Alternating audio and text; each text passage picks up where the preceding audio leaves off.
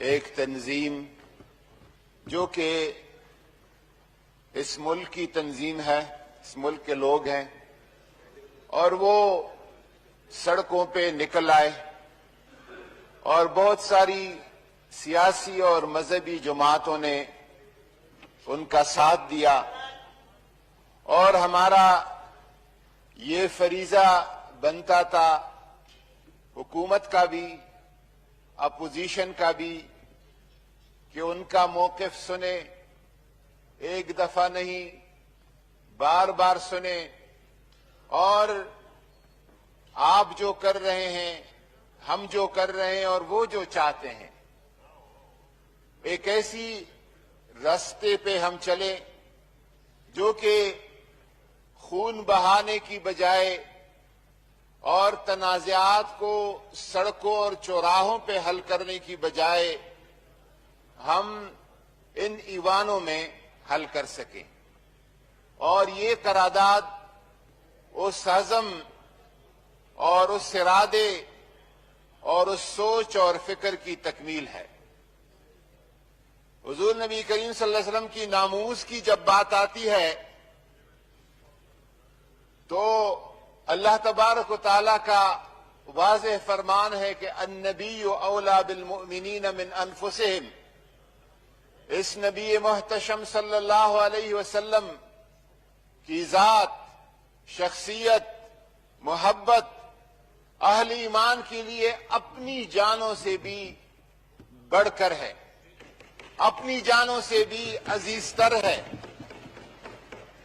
اور حضور نے فرمایا کہ جب لا یؤمن احدکم حتی اکون احب الیہ من والدہ وولدہ والناس اجمعین، وہ شخص مومن ہو ہی نہیں سکتا جس کو میری محبت اپنی جان، اپنی اولاد، اپنی مال اور سب کچھ سے زیادہ نہ ہو۔ یہ ہمارا ایمان ہے اور یہ ہمارا عقیدہ ہے، لیکن اس مقصد کے تکمیل کے لیے جو لائحہ عمل ہے، جو طریقہ کار ہے، جو رستہ ہے، جو ضابطہ ہے، اس پہ میرے اور آپ کی حکومت اور اپوزیشن کے، ہاؤس میں لوگ بیٹھے لوگوں کا اور باہر سڑکوں پہ بیٹھے لوگوں کا، اس طریقہ کار پہ اختلاف ہو سکتا ہے، مقصد اور منزل پہ کوئی اختلاف نہیں ہے۔ اس حوالے سے پاکستان، ہمارا ایمان ہے کہ پاکستان محمد عربی کے فیضان سے بنا ہے۔ یہ ملک حضور نبی کریم صلی اللہ علیہ وسلم کے فیضان سے وجود میں آیا ہے، اور اسپیکر صاحب جو آپ کے اوپر جس شخصیت کا تصویر ہے، محمد علی جناح، عشق رسول کے اصل جو پیغام رساں تھے پاکستان کے قیام کے وقت میں، تھوڑا سا اشارہ کرتا ہوں پیر صاحب سیال شریف، اس کو شک تھا، کوئی شبہ تھا، کوئی ایک وسوسہ تھا کہ قائد اعظم کا اسلام اور حضور سے تعلق کتنا ہے۔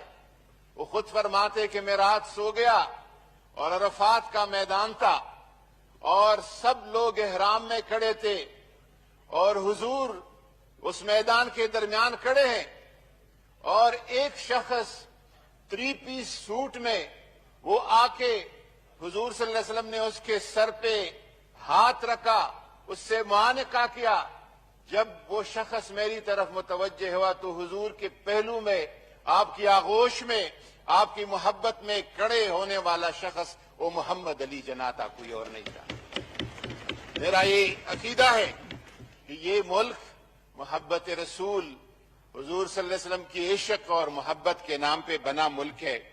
اس پہ اگر کوئی ختم نبوت کی بات کرتا ہے، ختم نبوت کا محافظ آپ کا یہ ہاؤس ہے، آپ اس ہاؤس کے کسٹوڈین ہیں، سب سے بڑے محافظ ختم نبوت چوراہے پر کھڑے ہونے والا کوئی نہیں ہے، آپ ہے، اور آپ کے اس ملک کا آئین ہے، اور اس آئین کو بنانے میں جن لوگوں نے ہاتھ دیا، جن لوگوں نے ساتھ دیا، جن لوگوں نے ایمان کا مظاہرہ کیا، ذوالفقار علی بھٹو سے لے کر مفتی محمود اور شاہ بند نورانی اور پروفیسر غفور احمد، جتنی بھی مرحومین ہیں، ان سب کا اس میں ایک ہاتھ ہے۔ اگر کوئی ناموس رسالت کی بات کرتا ہے اس ملک میں، اس کا محافظ ناموس رسالت کا آپ کا آئین، دستور، قانون اور 295C ہے، کسی اور طرف جانے کی ضرورت نہیں ہے۔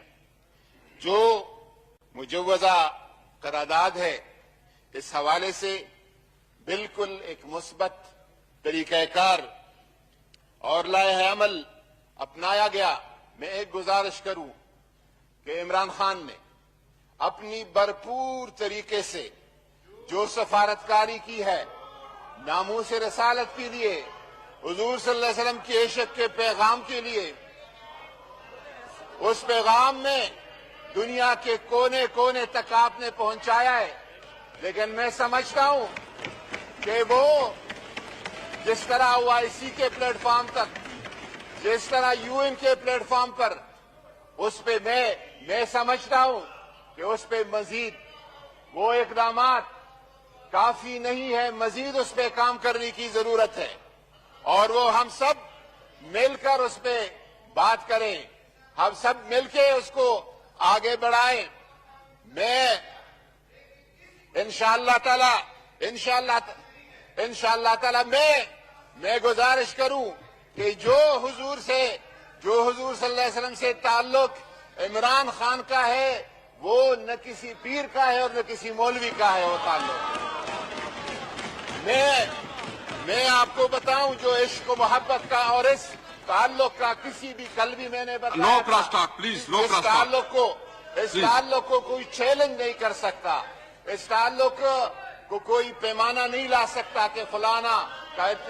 میں گزارش کروں کہ حضور نبی کریم صلی اللہ علیہ وسلم کے ناموس کے لیے جو اقدامات اٹھائے گئے ہیں، مزید اقدامات سفارتی سطح پر، سیاسی سطح پر، اکیڈمک لیول پر، اور عمران خان کا شفقت محمود کو بار بار کہنا کہ 7ویں جماعت تک 10ویں جماعت تک سیرت النبی کے اسٹڈی کو نصاب کا حصہ بنائے، اسی مقصد اور اسی اسکولین کے لیے ہے۔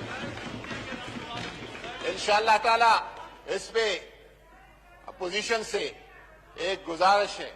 ہم نے دیکھے ہیں آپ کے ختم نبوت کے جذبے کو، جب یہاں سے انتخابی قوانین میں ختم نبوت کو بلڈوز کیا جا رہا تھا، جب ممتاز قادری کو پھانسی دی جا رہی تھی، جب 22 نہتے لوگوں کو فیض آباد پہ خود گولیاں چلائی جا رہی تھی اور شہید کیا جا رہا تھا، سارے ماحول کے ماڈل ٹاؤن کا منظر ہم نے دیکھا ہے۔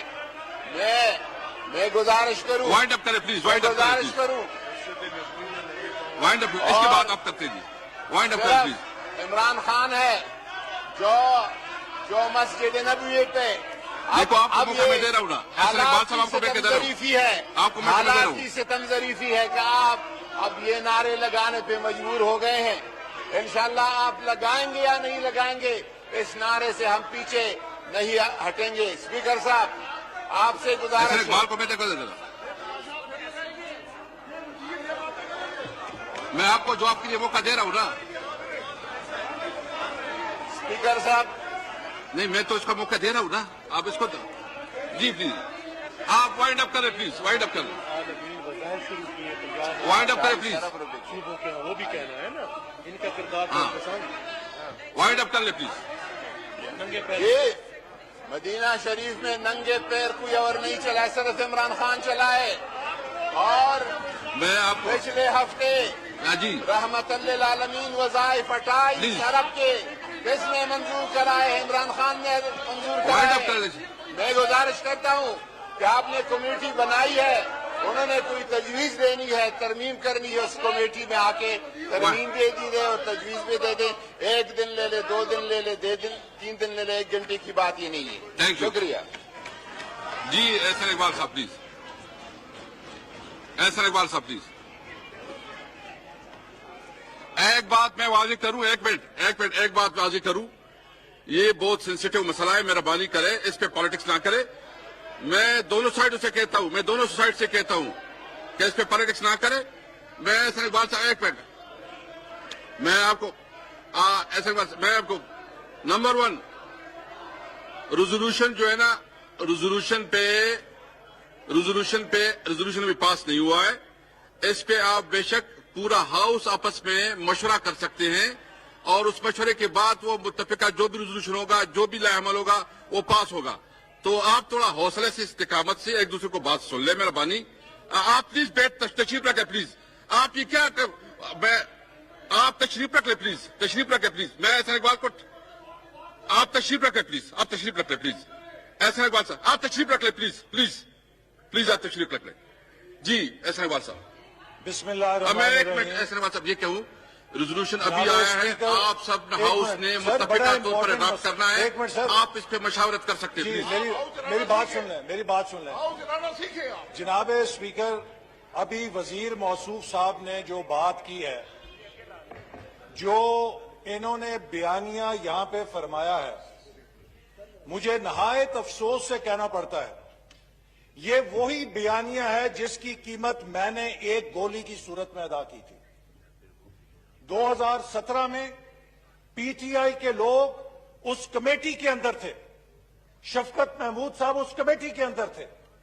इस ऐवान से जो कुछ हुआ मुत्तफिका हुआ, लेकिन जब उसके ऊपर तहफ्फुज का इजहार किया गया तो पूरे ऐवान ने 24 घंटे के अंदर उसको रिवर्स किया, विदाउट इवन क्वेश्चनिंग कि जरूरत है या नहीं है, क्योंकि जहां पे नामूसे रसालत की बात होगी, हम ये बात भी बर्दाश्त नहीं कर सकते कि किसी की जहन में आयोटा ऑफ डाउट आए।